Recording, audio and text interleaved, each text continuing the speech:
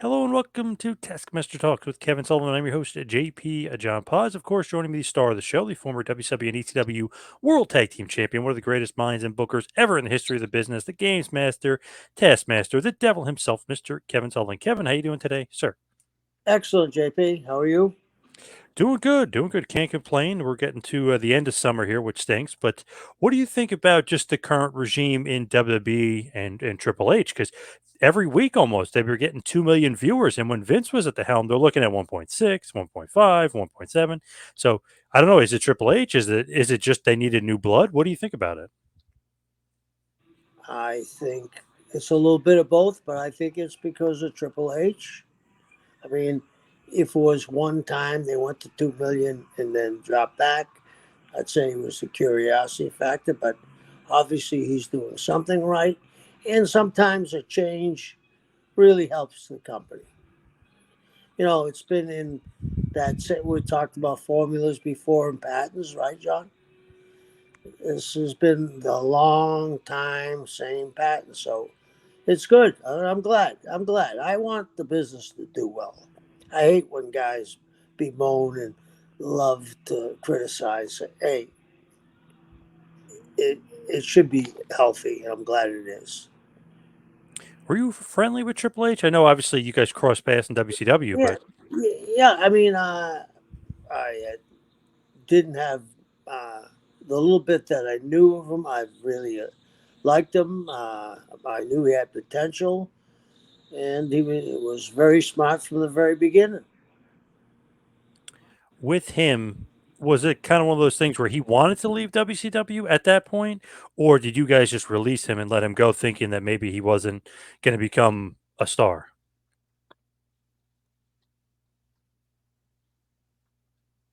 Oh, you broke up, but I know what the question was. I think he wanted to go there more than anything. He's from New England, Uh, he wanted to go home, I'm sure, and he got a chance to call to go. You regret that he left? You know what I mean? Not like saying like he became immediately a big star, but obviously 5 years down the road he became a big star. Do you kind of regret some of those, like guys like him and Austin and Foley? I mean, losing those No, I guys don't. ended up really hurting you. No, I think so. Yeah, I think it's a yeah, big game. it is. It's the Bills and the Rams, and then it's New England. I mean, Tampa Bay, and America's team, Cowboys. They got a loaded schedule. You know, this will be interesting. If it doesn't hurt that much, congratulations to them. Yeah, that'll be the true test because we'll see. We saw where it was when Vince went against Monday Night Football with the ratings. It was, I mean, it really tanked. It was terrible. Right, right. Do you think wrestling fans I'm are going to go football out on a fans limb. though?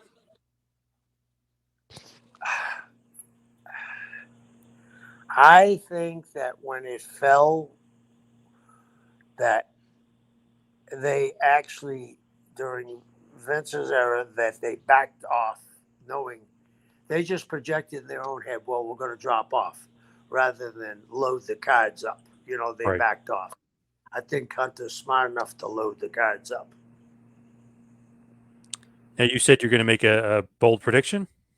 Yeah, I think he's going to do much better than Vince ever has done.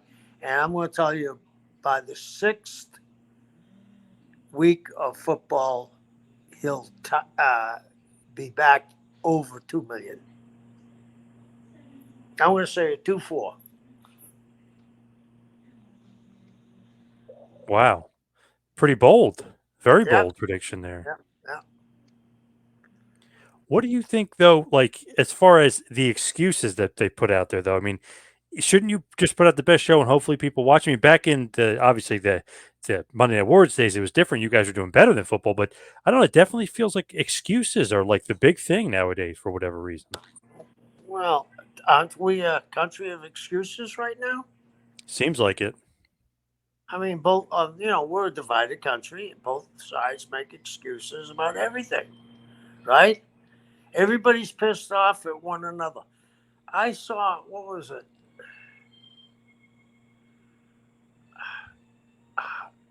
Roger Daltrey said some marks 20 remarks 25 years ago, where people are protesting at Madison Square Garden last night. I mean, are we going to go back to when we were christened and somebody farted? I mean, how far back are we going to go? Do you know what I mean? Right. And I mean, I just don't understand. I do understand. I shouldn't say I don't. The division of the country is because of the social media. Everybody wants to be validated. Everybody wants to put something out there and they get a like back. I mean, we're a strange, strange country that we live in because people put out stories out there that are really bizarre and people believe them. We can talk about Dallas a few months ago, right? When JFK Jr. was supposed to appear. Yes. Yes. Just saying. Just saying. He never Just did, by the saying. way. He never did Well, appear. he was supposed to show later on at the Rolling Stones concert. I don't know if he was. I think he was playing the tambourine with Mick. So I mean, this is, and I'm not knocking them as you can believe what you want to believe, but we all have these firm beliefs, and we all have. There are some statements people make, political statements, that people bash people for saying and don't even know the history of what the original statement was about. It's just that they don't like it. Yep. Crazy. But Yeah. with the excuses, I heard two excuses this year that I don't know if I've ever heard before as far as wrestling excuses. Well, politics I've heard before, but they hockey and tennis. Never heard those two used as an excuse for wrestling ratings before. Hockey and tennis, kind of crazy. No, and I mean, you're probably a hockey fan, are you, JP? Not really, not Okay. much. Uh, Here's something. I'm from Boston, the original six, the Bruins, right? Yep. I've never played hockey in my life, but my brother played hockey, in structured leagues. So I think that in all the major sports, the less uh, fans there are, but they're probably the most rabid, are hockey fans. I think most of them come from, the Northeast in Canada, and there's a few misplaced people in Florida, the New York and New England people. California, the same thing. Like in uh, different parts of LA and San Francisco, there are bars for the Red Sox and the Patriots. I'm sure there are Mets and Yankee bars there too. So I can't believe that hockey and tennis was an excuse. Yeah, that was kind of new to me, especially tennis. I was like, tennis? Wrestling fans like tennis? I don't know about that. Yeah, I don't know about that either. I've never, I've been to a lot of conventions, and unless Jimmy Cornette's there, I've never seen anybody come in with a racket. Right. Good point. Yeah. Yeah. I know McEnroe is like almost like a wrestler with some of the stuff that he used to say, but I mean, come on, that's Yeah. Yeah. tennis. Yeah. Yeah. What a like wild excuse. I don't know. I feel like they just throw anything out there as an excuse of why it isn't drawing as well. Well, if your job is to draw ratings, I can see how you create as many excuses as you can, to deflect you Yeah, not maybe doing the job correctly. yeah. AEW had like okay ratings. I mean, not that great, but you could see at certain points in the show they hit like 1,000,000, 1.1, almost 1.2, and then it slides off. So they're hitting on something at some points, but then it kind of falls back down. They need to. I don't know if you guys just do that. Analyze minute by minute and almost see like who's working, who's not, and then go from there. Oh, we did. And like my grandma kept it. I never even knew there was a minute by minute. For a while, there wasn't. But my grand found out when they put the minute by minute in, and he would come and give me the minute by minutes. And it was surprising to look at it because there was So you some could literally guy. see like who's drawing Yeah, and who's not. absolutely, absolutely. So what would you look like? Hey, Hogan, 5 million or something, and then the next segment, Alex Wright and Disco 3 million or something. Like that's what basically you guys are looking the ebbs and flows. Yeah, and you'd look at, okay, what did they have on at the same time? And okay, you had an Alex Wright and did you say Disco? Right. Yep. Alex Wright and Disco, and all of a sudden you've taken some viewers away from them. So maybe you better concentrate on Alex and Disco. You know what I mean? Maybe there's something there. That happened more than on a more often than you would have thought. Let me say that. That guys that you didn't realize were drawing that kind of rating stuff was moving. I remember one of them was Hoovy. Wow. Yeah, Little rating getter. No wonder he thinks he's the juice, and yeah, he thinks he's the yeah, man. yeah. I remember WWF a shocking one, maybe not so shocking, but Sable they were saying was a huge minute by minute when she would come on the would jump Did you hear she was the second most watched at one time? Her, uh, behind Austin. Yeah, yeah, yeah. is that shocking or no? Because of obviously how she looks. I mean, the male audience, 18 to 49, loves that. Yeah, and they also were in a different time and a different era, right? I mean, they were on that line. I don't know if you could do it today. Right, there a lot of stuff. I mean, I remember one time she was wearing a potato sack. She took off the potato sack and she had painted on hands Yeah, over her breasts and like stuff like that. I mean, they got pretty controversial with her. Obviously, that demographic loved it though because the ratings jumped through the roof. yeah, you're absolutely right, and that's what I'm saying. They were on the line. I don't know if you could do it today. And So let's say what? I was going to say like let's say Austin is on or coming on or she's on first or he's on first. Do you counter program then and counteract it or just say, we know we're going to lose this quarter hour. Let's just focus on the rest of the show.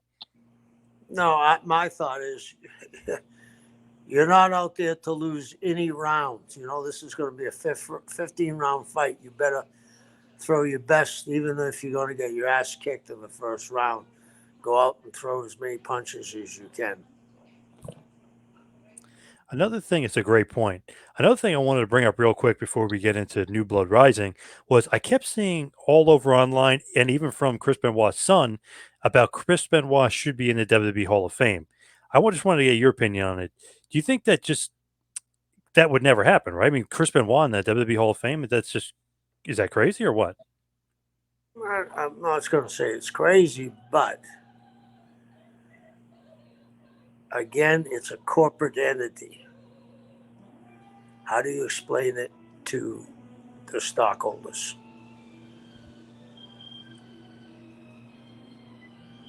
Yeah, it's Because going to be tough. I think they get some flack over it, don't you?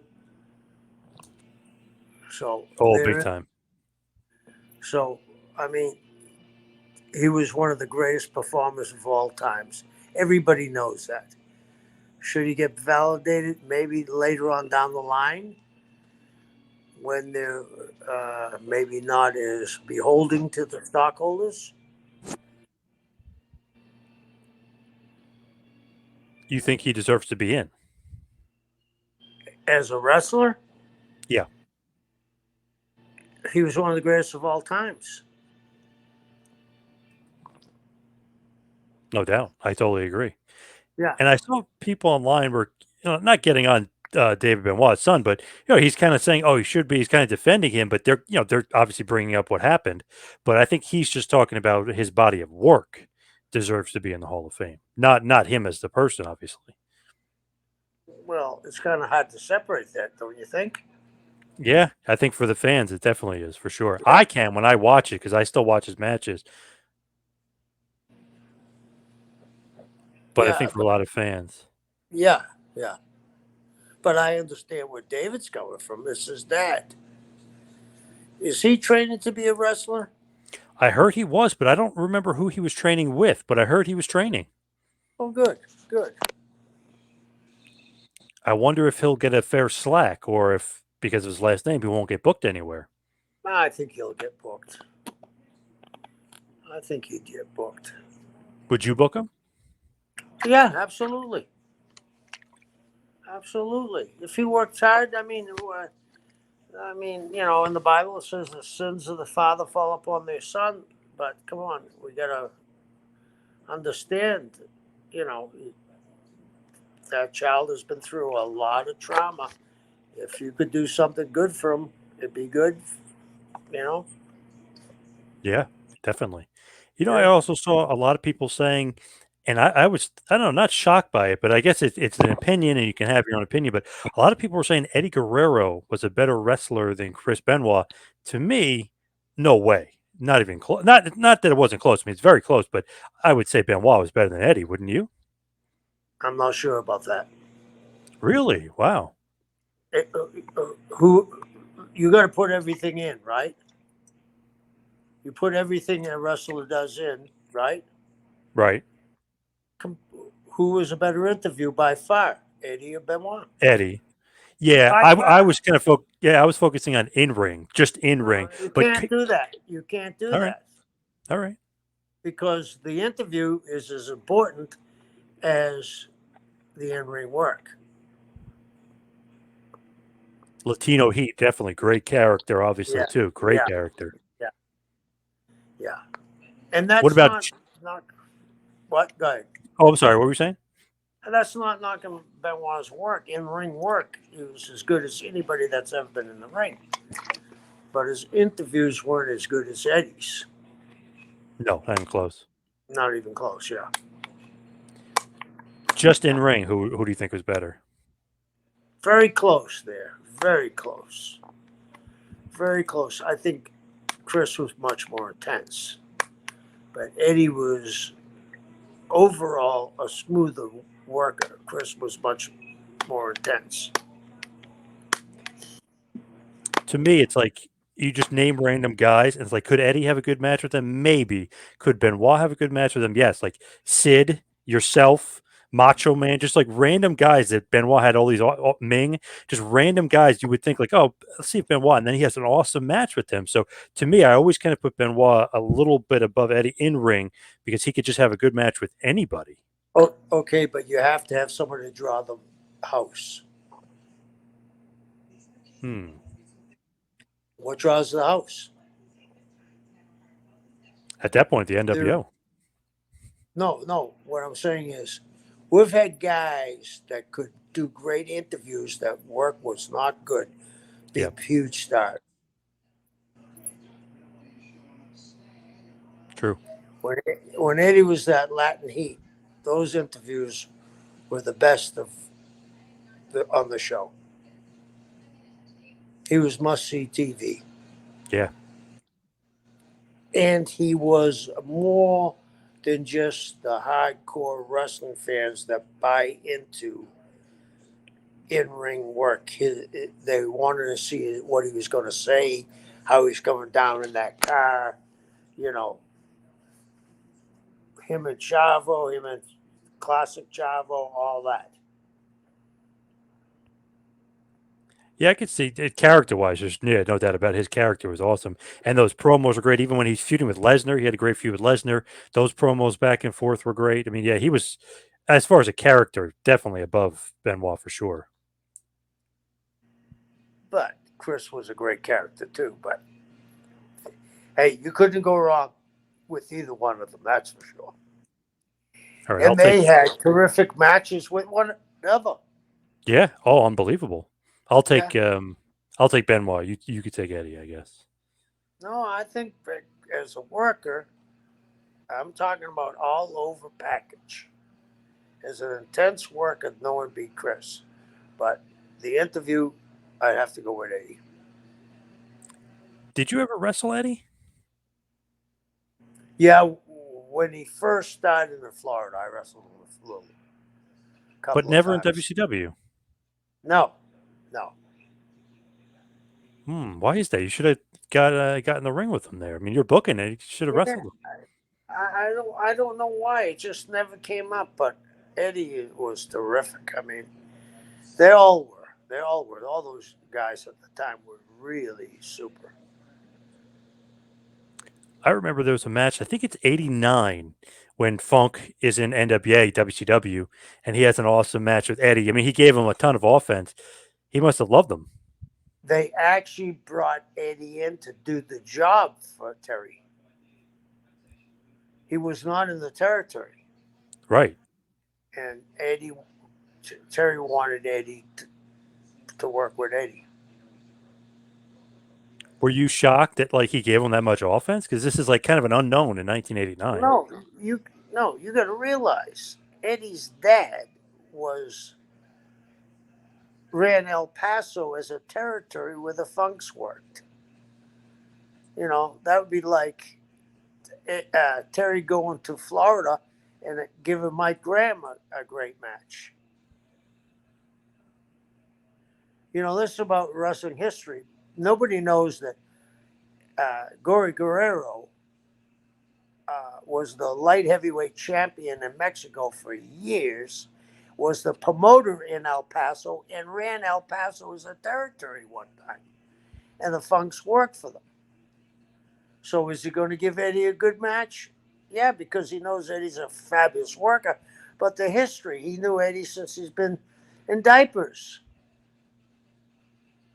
There you go. Definitely out of respect to his dad and to the territory, gave him a good match. Yeah. Yeah, yeah, yeah. But to me, it's like you versus Benoit. Those matches are unbelievable. It's funny. Eddie at WCW at that point. I know I can't picture him having those matches. I mean, those were just intense times. 1,000 with you guys. Yeah, and Eddie was more, back then was more of a high flyer than Chris was. So I would have had to really adapt my style, and I couldn't do it that well, that high flying stuff. Would have been interesting though. You against him at that point. You and Eddie. I mean, in WCW would have been interesting. Probably could have got a good match out of you. Oh, he would have definitely got a good match out of me. He could work with a broomstick, or a passable match anyway. He would have to carry you a little bit. You mean?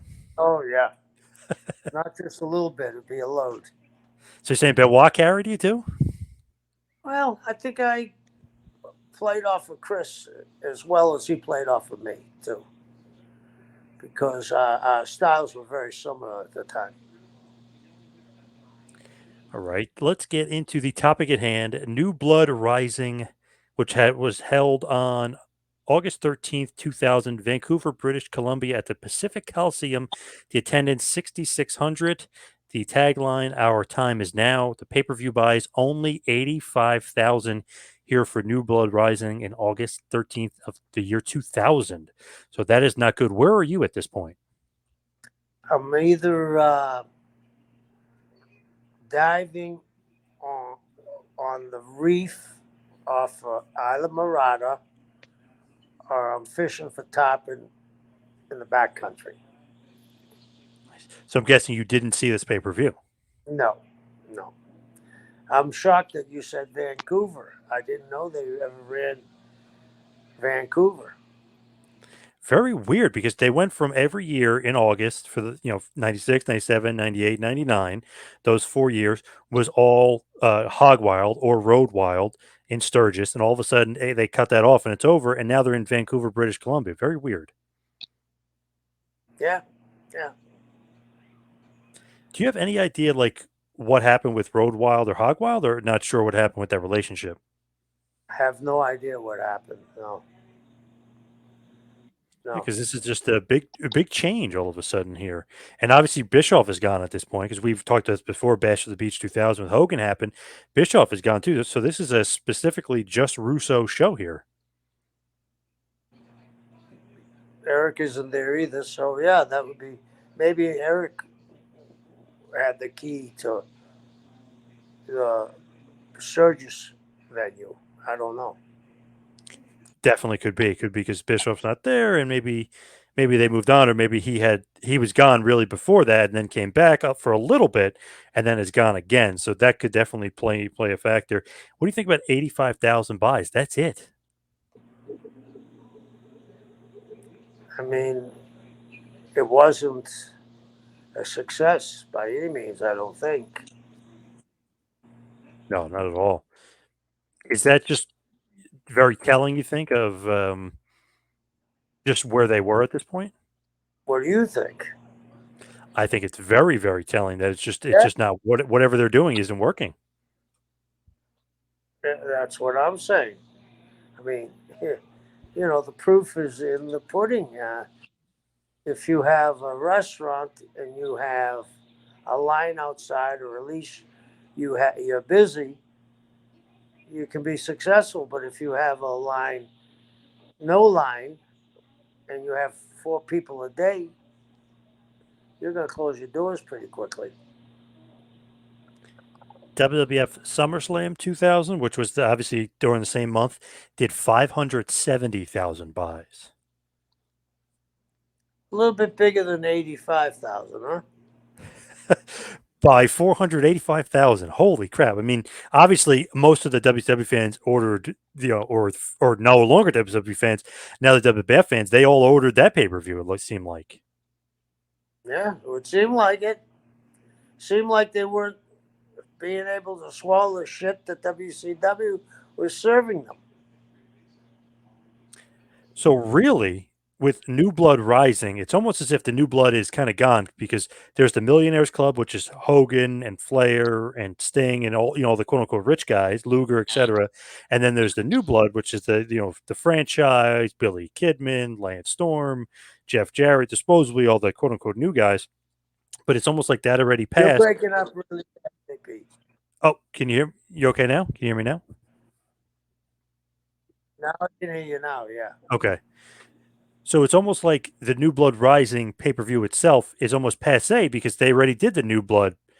You know what I mean? Like the name is already gone. They already kind of went through the New Blood versus Millionaires Club feud. I thought the New Blood Rising was a horror movie. It turned out to be a horror movie. So, Somewhat, yeah.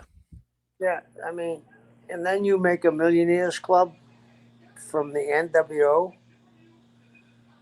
What? The Rebels?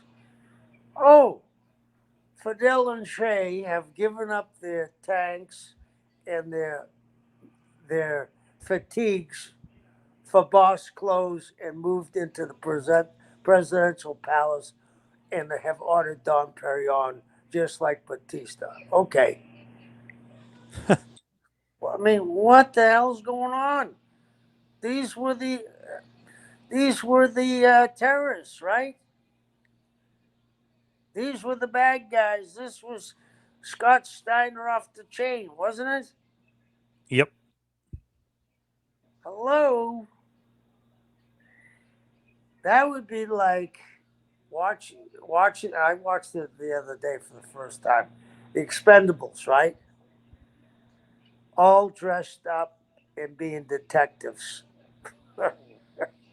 Stallone in that group. I mean, that doesn't look.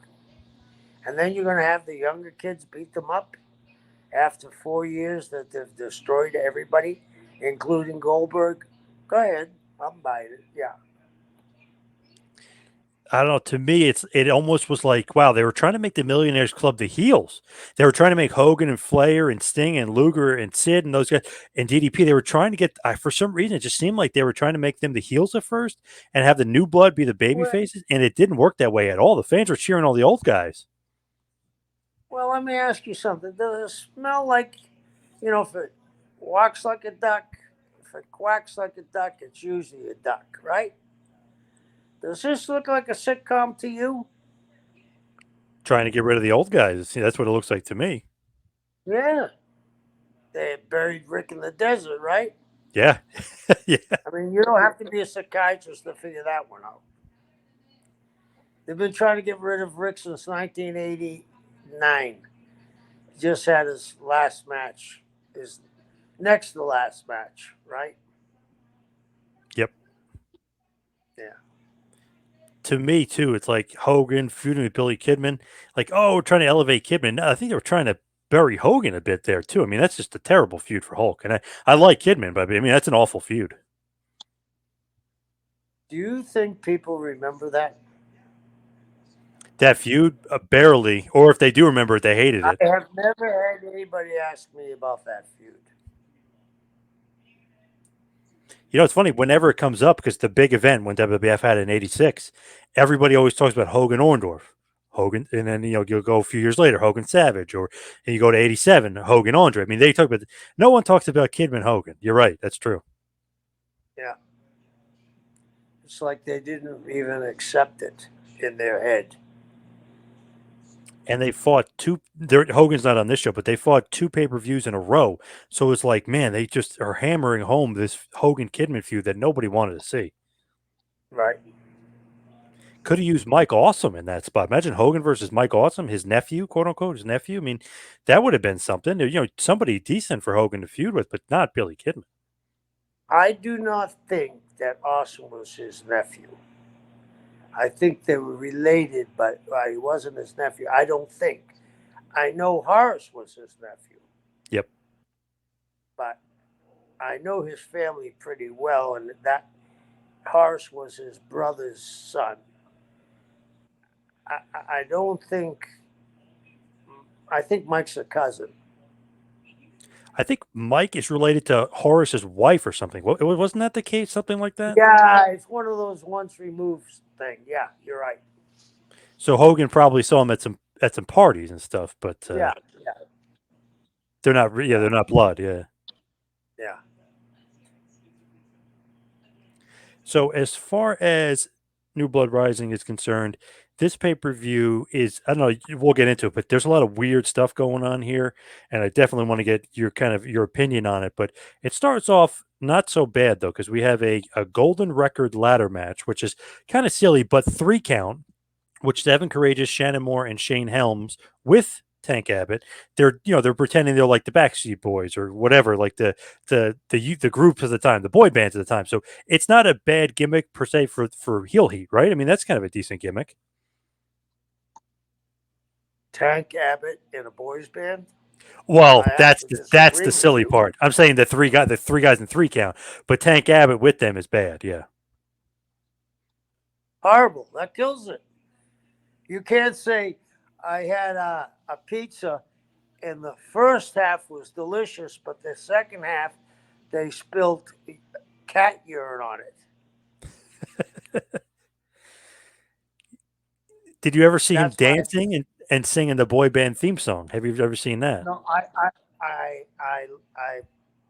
like to think of Tank when I look at the YouTube of UFC and Tank and Dan Severn. No, I mean, again, does this smell like a sitcom? Could be what they're going for here. I know they're The going for quote golden, unquote sports entertainment here. the golden ladder. The golden On, record. So the ladder match, but okay, on top but of it the is ladder match on the opening match, you have a yep, ladder match. yes. Very good. Okay. You don't like that. Does it say wrestling on the marquee? Yes. How many pay-per-views did they sell? 85K. And how many people were in the building?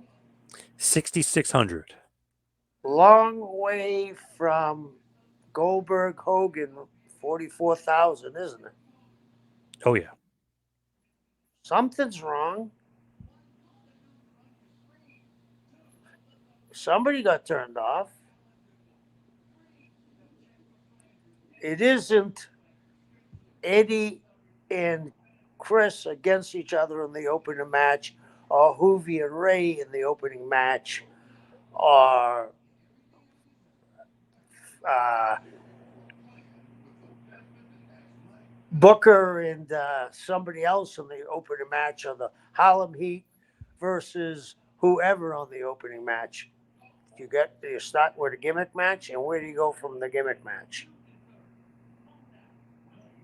So obviously you're not liking starting off with a ladder match No, here.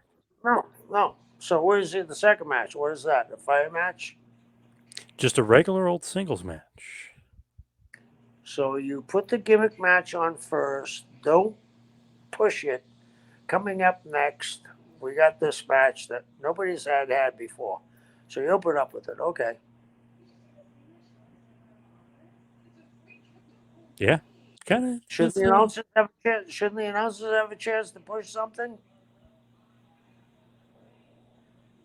you would hope so. Yeah. Did they? If that was what opened up the show? I mean, they were trying to promote Booker T versus Jeff Jarrett, which is the main event, but Yeah, I that's get what you're saying. yeah, yeah. With that, it's 3 count. Evan Courageous, Shannon Moore, and Shane Helms defeating the Young Dragons, which is Kaz Hayashi, Jamie's son, which is Jamie Noble with a mask on, and Yoon Yang, who is obviously Jimmy Yang.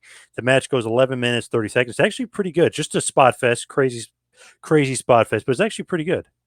Fabulous performers. Fabulous performers. I take nothing away from these guys' ability.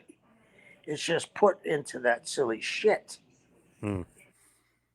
So you wouldn't have Would, liked Tank Abbott wearing the 3 count shirt, dancing, and yeah, wouldn't it have been better just to have them in a 6-man tag? Did they climb up the ladders or something? yeah, and they got the golden record, because they're the boy band and they're gold record holders or whatever. Okay. So Yeah. But wouldn't it be better just to have them in a great 6-man tag? Because I would have those loved, guys yeah, are yep. fabulous. Okay. And it weakens your ladder matches, but that's here nor there. Would they put Scott and Shane on a ladder match first? No. Okay. Just throwing that out there. So the Supposed, next, oh, sorry, what were you going to say? supposed to be a special attraction, isn't it? Oh yeah, absolutely. So how's the special attraction on first? I don't know, but those guys, I mean, 6 great workers there. I mean, they're all really good. Yeah, but don't they are, and I'm the one pushing saying they're fabulous. But don't saddle them with that match. Let them perform that. The 6 of them are probably at that time and probably till today some of the best high flyers in the business of all times. Let them just have a match. Don't saddle them with trying to get a silly record. That's just my opinion. Yep. Do you like Jamie Noble as Jamie's son wearing the mask Yes, a la Kato from WWF when Paul Diamond had the mask on? yeah, very much so. I very much like that kind of stuff. I mean, I've named Jerry Lynn Mr. JL. Oh, that was you. Yeah, Just an interesting gimmick, but obviously good spot for him at the time too. I mean, the Young Dragons, yeah. they were good. I mean, obviously they were great, but it's just funny to think of Tank Abbott. I don't know why they needed to do that with him. He's Tank Abbott, you know what I mean? Make it like the WWF made Shamrock. He's just a killer. Well, you know why they did it? To make fun of him, to make fun of the business. There can't be any other reason, is there? Let's go back to burying Rick in the desert. Hmm. Isn't that a big fucking red light? What's wrong with this picture? Shouldn't somebody have seen that and come to the office and said, hey, we got to look at this? What's really going on here? We got arguably the greatest world heavyweight champion of all times who drew more money, and we got a bunch of guys buried him in the desert.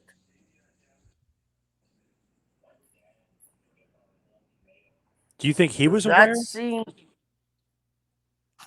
Yeah, he had to be. You Yeah, think he pissed? I'm sure he was. He's Ric Flair. Would Hogan gone for that? No, With Nash? probably not. But Flair's such a Probably no. team I'm going to tell player. you, Kevin wouldn't have gone for it. Nat Hall 6 wouldn't have gone for it. Nobody would have gone for it. I mean, I just don't know how nobody thinks that was a giveaway to me. There's something seriously wrong, and for nobody to pick up on that means that I'm out of my mind to see it that way. And it seems like Rick hated it too, but he's just such a team player. He just kind of went along with it. Absolutely, he wanted to go along. Man, that's just I don't know, one of those things that you look back and red flags like don't do this to Ric Flair. I mean, he still talks about it to this day, Rick. That he hated that. So Oh, he does. yeah, oh yeah, yep. Good, good. So I'm not the only one that sees it that way. No, no. But I think he was just trying to be a company guy and say, "Oh yeah, I'll do whatever you guys ask." Yeah, yeah, yeah. If it helps out, but knowing that it didn't Yeah. help anybody. No, no. Because first of all, it wasn't one guy doing that to Rick. How many were there? They were like a swarm of bees. There was about 6 or 7, right? I think it was Conan, Ray, I think Hoovy and Disco, and maybe I don't know if Eddie was there at that point or not, but it was 4 or 5 guys from the Filthy Animals. Yeah, Yeah. So now he's got an angle with 5 guys. that they never followed up with. Yeah, So if they didn't follow up with it, what were they trying to do? to Bury me, Ric Flair. yeah, to me, literally, or whatever you Yeah. call it, literally and physically bury him. Yeah, Figuratively, yeah. Yep. seemed like, and I know Russo has kind of denied it, but it seemed like trying to get rid of Flair, trying to get rid of Hogan, like trying to get this new regime by getting rid of your two big Getting names. ready. Yeah. Yeah. Don't know if that's the right way to go about it. And maybe they were older at this point, but they still were very valuable, and you could have done something with them, put them in good feuds, and you gotta use them as special attractions. They were definitely still viable because a few years later in the WWF, both of them are still viable, and we're doing big matches. You could have put somebody like Guerrero with Hogan. And I didn't just pick Eddie out of the ether. You know why I said Eddie? Mm-mm. Because I was the one that brought the luchadors in. You know why? When I went to Denver and I saw the Mexican flags, I said, boy, I'm missing a whole audience here. I called Conan, made a deal. He brought the luchadors in. You put Hulk Hogan with Eddie Guerrero, the Latin Heat. It revives Hogan. It shoots blood into Hogan. He's like Dracula. He bites Eddie's neck and sucks that Latino blood out. And Hogan's Latino. He's part Cuban, which no one ever brings up. And his father was Italian, and somewhere down the line, his mother has some Cuban blood. You don't think that would have helped Hogan and Eddie rush him to the top? You don't think the Latinos would have bought a T-shirt of Hogan and Eddie? They could have been eating a taco together or whatever. Or I mean, come on. I mean, if you watch boxing, the guys that really draw in boxing are the two fighters that fight against each other from Mexico usually. Eddie and Hogan would have revived Hogan. It would have made Eddie an instant name, don't you think? Yes. And then Eddie could have got. They could have put Hogan in an angle where they jumped him by him. You know, somebody jumped Hogan and Eddie made the save rather than the other way around. I mean, there's so many ways to go. Then bury Ric Flair in the desert and not follow through. But that's just me. Yep. And then obviously Eddie would be gone at this point. He'd be into the WWF, but Eddie instead of Kidman, I would have took that in a heartbeat over, Kidman feud with Hogan. Absolutely. Yeah, yeah. So the next match is, you're not going to like this one either. Ernest the Cat Miller, although maybe you would. I don't know. Ernest the Cat Miller defeats the Great Muta in 7 minutes. Okay match here, but really weird. So they get Muta in, obviously borrowed from New Japan Pro Wrestling. And I know they have him teaming with the Dark Carnival, him and Vampiro all together a lot, but here he gets a singles match and he loses to Ernest the Cat Miller, who I know he's the commissioner, but he's not high up on the card. I can't see New Japan being too enthralled with their big star, Okay. losing here like that. Okay. I was the one with Eric that broke the deal. When we went over my cards, was any of the Japanese boys ever beat? If they were beat, it was beat a screw job with Ric Flair or NWO for an angle to go back to Japan. How do you beat Muda with Ernest? Not being cruel. How do you beat Ernest Miller with over Muda? I agree. That Crazy. sends shockwaves back to Japan. To me, crazy. I remember But watching this when I was there was a younger thinking, statement like, one what the time. hell?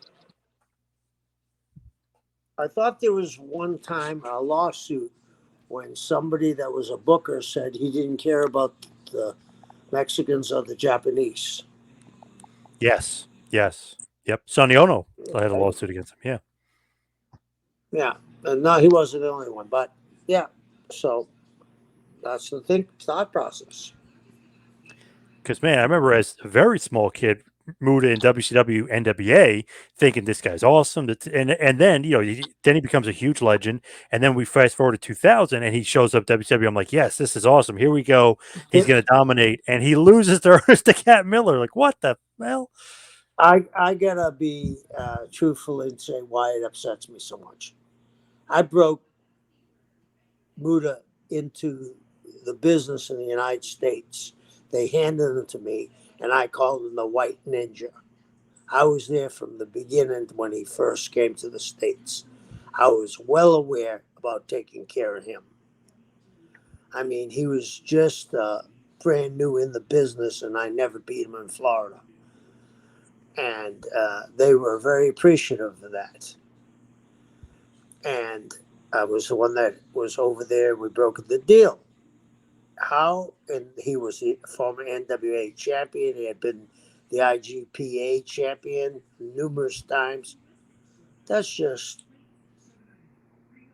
thumbing your nose at history and not caring. Sorry.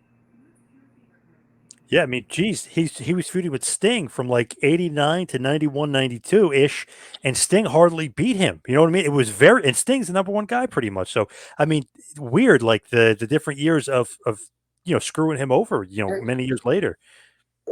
And if I'm not mistaken, the time that Sting beat him, they went back to Japan. Didn't Muta beat him in Japan?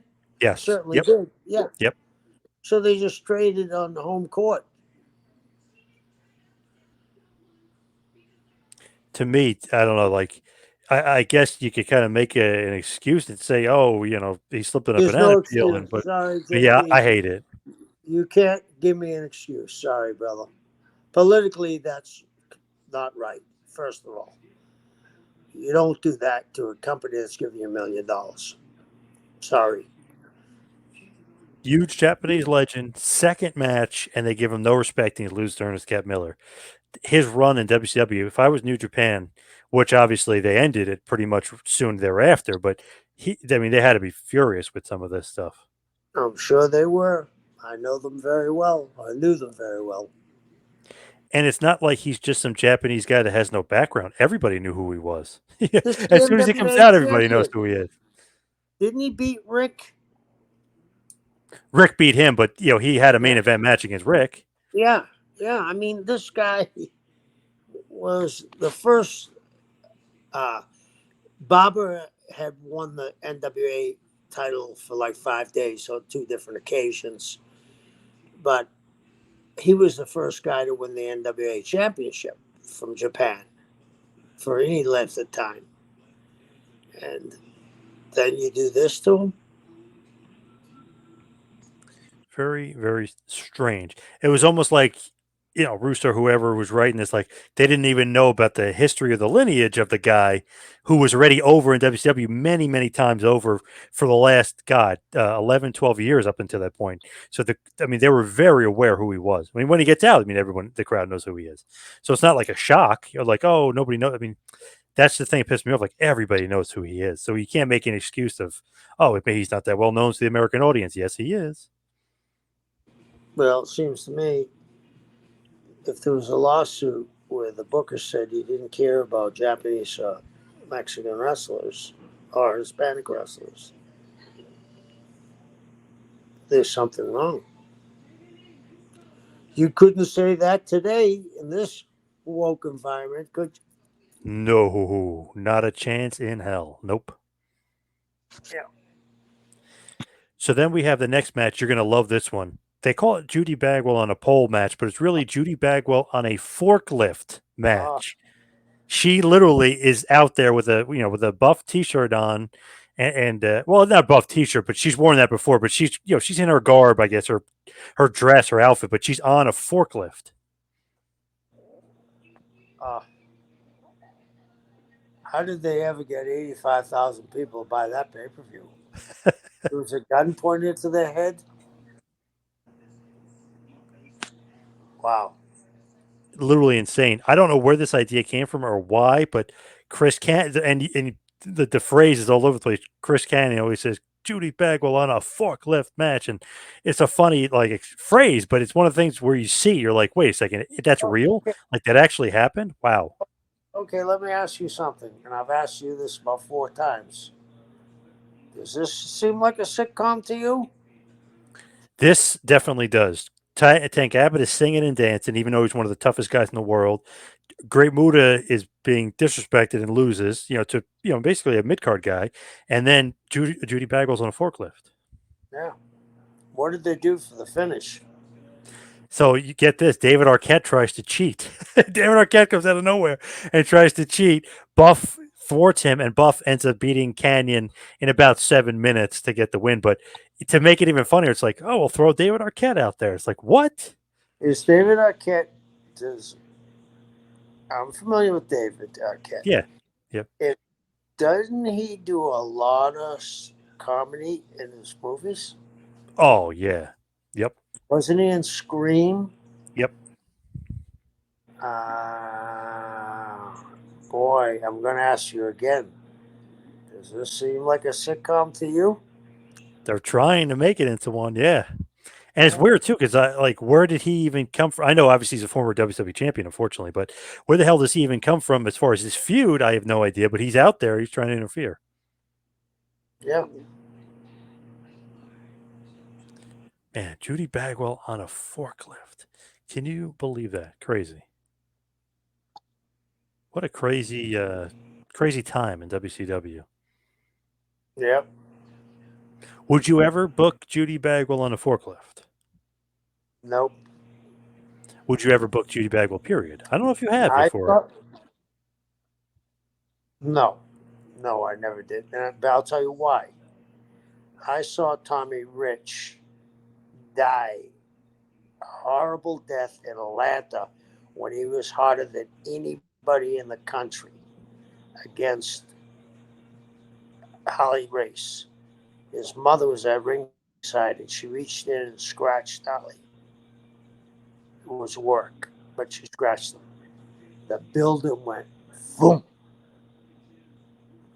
And I said, boy, that was a mistake. And I learned from it. I wasn't my booking, but I didn't know if it would work or not, but I certainly saw how it killed Tommy. And I don't think he ever recovered from it in Atlanta, and then he was soon gone when he was the hottest thing in the country at one time. And I said, boy, you can't bring in a mother on an angle, but you can bring a father in if the father gets involved, gets hurt, like I did with my dad. Uh, but you become a mummy's boy. You know what I mean? Yep. Your mother is going to fight for you. God, maybe I'm wrong, but this almost looks like I'm right. Cartoon. Okay. And the odd thing is, I don't know if they were trying to get Buff really over as a face or as a heel because the crowd did not like Judy Bagwell, but Canyon's the heel here, so it's very weird. I don't know what they were trying to do. Maybe the old Tommy Rich thing, but obviously that didn't work, and this didn't work either. Yeah, obviously it didn't. So then we have a four-way tag team title match here. So Chronic, Brian Adams, and Brian Clark defeat the Perfect Event of Sean Stasiak and Chuck Palumbo, also Sean O'Hare and Mark Jindrak, and the Misfits in Action, General Rection and Corporal Cajun, the Four Corners match for the WCW Tag Team Championships, and they win it in about 12 minutes. So Chronic goes over and they retain their tag team title match. Nothing really to write home about here, nothing too great. It was also just kind of weird that the Filthy Animals were kind of interfering as they were the guest referees as well, but there was way too many guys in this match. It was crazy. So four corners tag match and the referees are special. It just seemed like a clusterfuck. Why were they?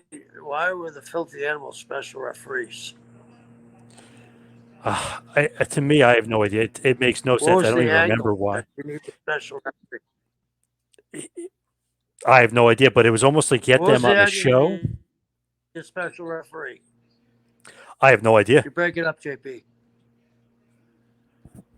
Can you hear me now? JP, you break it up. Am I better now?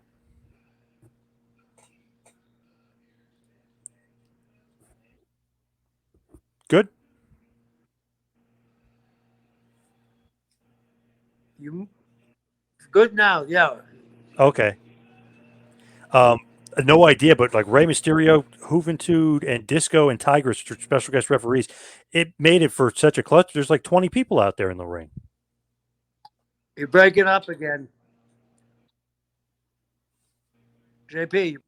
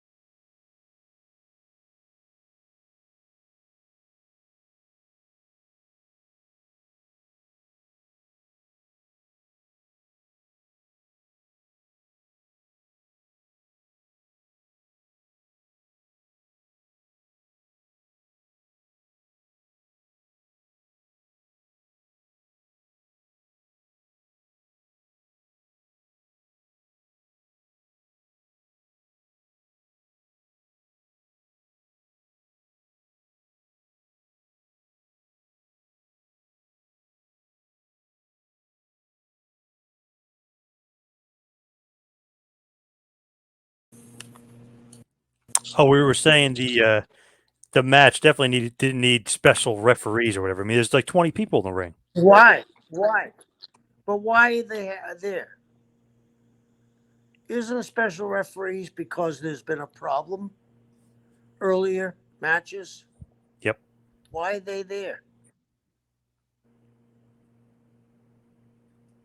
I don't think there's a reason Okay. other than them trying to feud with the tag champs of Chronic, but I don't know. There was no real wrestling logic to that one. That one.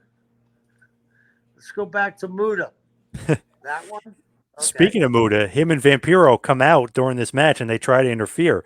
So Muta's back out there with Vampiro, his tag partner of the Dark Carnival. After he got beat by Ernest. Ernest Miller. Yep. Yeah. Okay. Great. Got a lot of steam on him coming back out, right? Yeah, not good. So then the next matchup, your two buddies here, Billy Kidman defeated Shane Douglas with the beautiful Tori Wilson in a strap match in about 8 minutes. If you remember this feud, a lot of interesting things happened in this feud kind of leading up to it, including a Viagra on a pole match during Nitro. Oh, good. I don't know if you have you heard of that one. Shane couldn't get it going in bed, couldn't get it up, even though Tori Wilson is, knockout 10, gorgeous. Shane said never had that problem before. They're filming him, and Tori's like, "Oh, it's okay." So then they have a Viagra on a pole match to kind of really tease it. So made Shane look pretty, pretty bad. If he quote unquote can't get it up with Tori Wilson.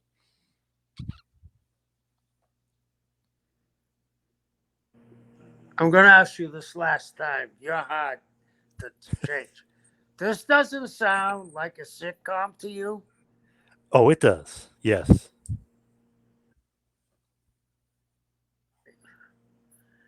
They're trying to pitch a sitcom,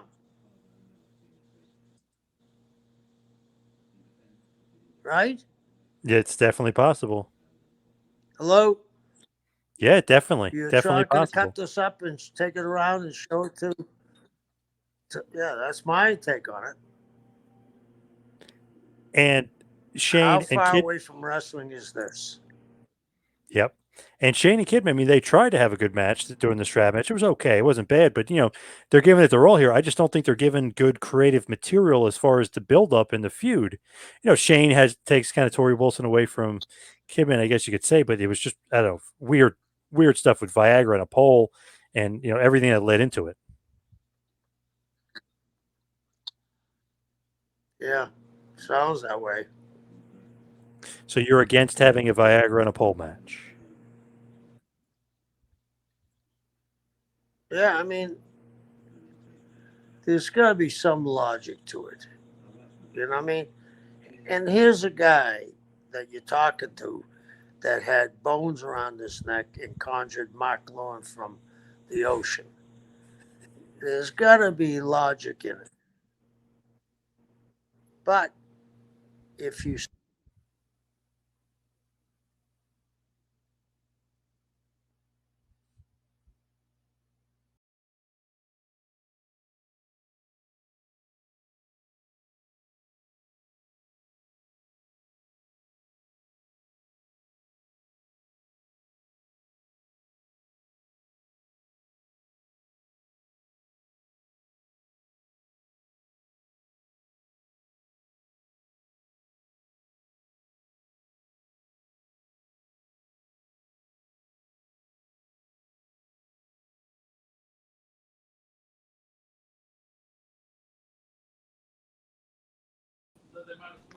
Yeah, the logic on this one not good, but the next match is Major Guns defeating Miss Hancock in a mud rip off the clothes match, which goes 7 minutes. So obviously Major Guns, known for her Major Guns, and Stacy Keebler, who was Miss Hancock, is gorgeous.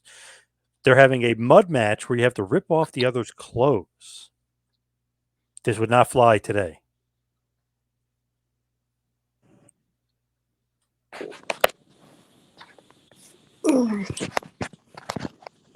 I don't think it played well then either. Weird stuff. I mean, I guess that they're going for that demographic, 18 to 49 or whatever, the males. They're going for it here, but I don't know. Doesn't look good. Mud. There. First of all, it's a mud match, and then they had to take each other's clothes off. Just to, this isn't a strip club here. You know what I mean? This is a WWE pay per view. Are you sure? Maybe not.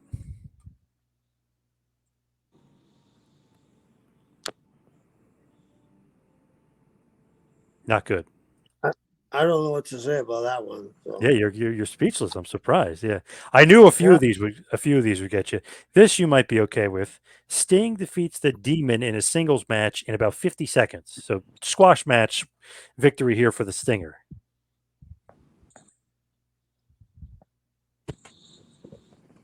Was this Dale Torborg? Yeah.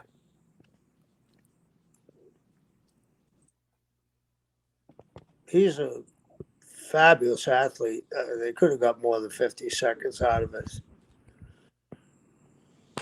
I don't know why it was so short. Maybe because they have 11 matches on the pay per view. I have no idea. So the next matchup, Lance Storm defeats Mike. Make time for Judy Bagwell. yeah, too much time with Judy Bagwell. So the next match, Lance Storm defeats Mike Awesome in a Canadian rules match for the WCW United States Championship. Storm retains his title in 11 minutes, 30 seconds. This match, this was terrible. Just because, I mean, Storm is awesome and Mike Awesome is great, but the rules in the match, so Jacques Rougeau is the referee and Mike Awesome would continually win. Jacques Rougeau would check the rule book. He threw it out. They would restart the match. Awesome would win again. They throw it out. So it was crazy. Bret Hart even comes out at the end and like congratulates Storm on the victory, but it almost seems ridiculous because I know they're in Canada, so he actually was getting a babyface reaction for this. But Mike Awesome beat him like 4 times, and they keep changing the rules so that Mike Awesome can lose because they're in Canada and Canadian rules, and Jacques Rougeau is helping him. So this was really bad. And Lance Storm told me that he was promised Mike Awesome was getting a big push out of this. So that's why he kind of had to look dopey for this match. Guess what? Mike Awesome becomes that 70s guy, and he didn't get a big push after this.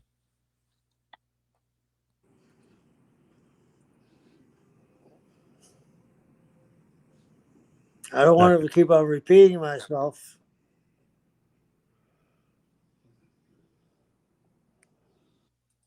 Yeah, it's crazy. So Storm is the U.S. champion, the hardcore champion, and the cruiserweight champion. So he's got all the belts. He puts the Canada stickers on all of them. He's getting this big push. And he just looked like a total dweeb in this match, getting destroyed by Mike Awesome. Jacques Rougeau keeps cheating and putting the Canadian rules. I mean, it's funny to a point, but it was done really, really bad, especially with 2 guys can have a great match. And you're in Canada, so if Storm gets the win, he gets the win. You know what I mean? So really bad. Yeah. And to do that to those guys, you're absolutely right, who are very, very good. That's bullshit. So. Yep. And the crowd comes out afterwards. Bret Hart comes out afterwards, and the crowd is loving Bret. But it's almost like, wow, he came out to congratulate Lance Storm, who looked like a complete goof because of the booking. Yeah. Yep, not good. Don't know. No. So then Great Muta is back. The Dark Carnival of Great Muta and Vampiro defeats Chronic, Brian Adams, and Brian Clark for the tag team championships in about 9 minutes. So for some reason, there's 2 tag matches in one night, but hey, look at that. Muta gets the win. 50-50 booking. He gets the win with Vampiro. Now he's the tag champ.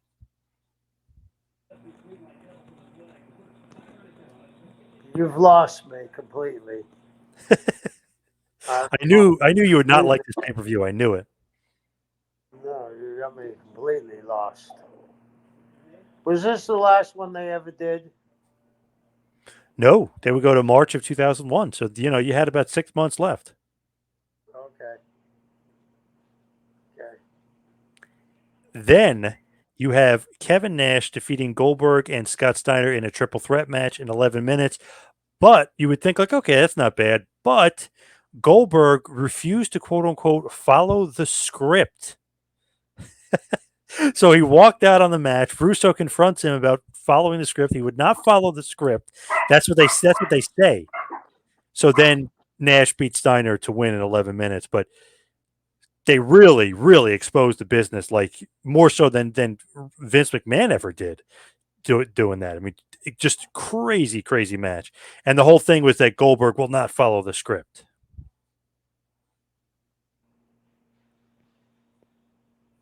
This is beyond me. I can't even comprehend it. You're Can't getting less and less, interested as I go on. Thank God there's only one match left. Yeah, I mean, I can't comprehend what they're doing. Could you even imagine though, like as far as like booking, literally saying the guy won't follow the script, so it's going to be unpredictable. Isn't that crazy? No, because somebody wants to have the spotlight on them, don't they? Seems like it because they do come out during the if Russo does come out during the match, Please, come on. and of course this starts a Goldberg Russo feud Oh, oh, and then didn't he win the fucking world title? right after this. Yes. And they used to bitch about Dusty putting himself over. Okay, okay. Yep. I don't even mind Arquette as champion as much as I don't like Russo as champion. I mean, that's crazy.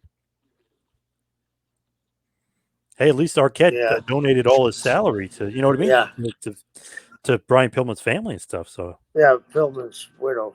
yep. Yeah. So one final match here because I know you're loving this.